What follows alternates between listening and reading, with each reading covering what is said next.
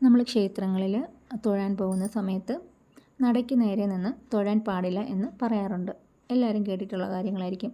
ഇത് ഒഴിവാക്കുന്നതിന് വേണ്ടിയിട്ട് ക്ഷേത്രത്തിൻ്റെ ഇരു സൈഡുകളിലായിട്ട് കമ്പി വേലികളൊക്കെ കാണാവുന്നതാണ്. എന്തുകൊണ്ടാണ് ഈ നടയ്ക്ക് നേരെ നിന്ന് തൊഴാൻ പാടില്ല എന്ന് പറയുന്നതെന്നറിയാമോ? ക്ഷേത്രത്തിൻ്റെ ഉള്ളിൽ നിന്നും വരുന്ന ഭഗവാനിൽ നിന്നും വരുന്ന ദൈവിക ചൈതന്യം എന്ന് പറയുന്നത് സർപ്പ ആകൃതിയിലാണ് പുറത്തോട്ട് പോകുന്നത്. ആ സർപ്പാകൃതിയിൽ പുറത്തോട്ട് പോകുമ്പോൾ നേരെ നിൽക്കാൻ പാടില്ല. നമ്മുടെ സൈഡിലോട്ട് നിൽക്കുമ്പോൾ മാത്രമേ അത് നമ്മുടെ ഉള്ളിലോട്ട് വരത്തുള്ളൂ. അപ്പം എങ്ങനെയാണ് തൊഴേണ്ടതെന്ന് വെച്ചാൽ, നമ്മൾ ക്ഷേത്രത്തിൽ ഇടത് സൈഡിലോ വലത് സൈഡിലോ നിൽക്കുമ്പോൾ അല്പം ഒന്ന് ചരിഞ്ഞ്, ഒരു 30 ഡിഗ്രിയോളം ചരിഞ്ഞ്, കൈകൾ താമരമുട്ട് പോലെ കൂർപ്പിച്ച് കാലുകൾ ചേർത്ത് വെച്ച് നിന്ന് വേണം നമ്മൾ ഭഗവാനോട് നമ്മുടെ ആഗ്രഹങ്ങളും ആവശ്യങ്ങളൊക്കെ പറയേണ്ടത്.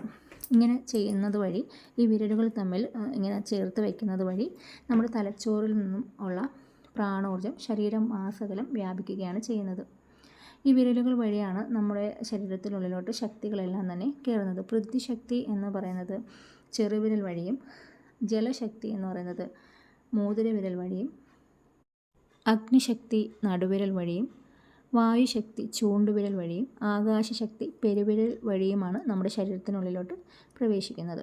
അപ്പോൾ ഇതെല്ലാവരും ഒന്ന് ശ്രദ്ധിക്കണേ. ചാനൽ കൂടി ഒന്ന് സബ്സ്ക്രൈബ് ചെയ്ത് സപ്പോർട്ട് ചെയ്യണേ. ലൈക്കും ഷെയറൊക്കെ തരണേ.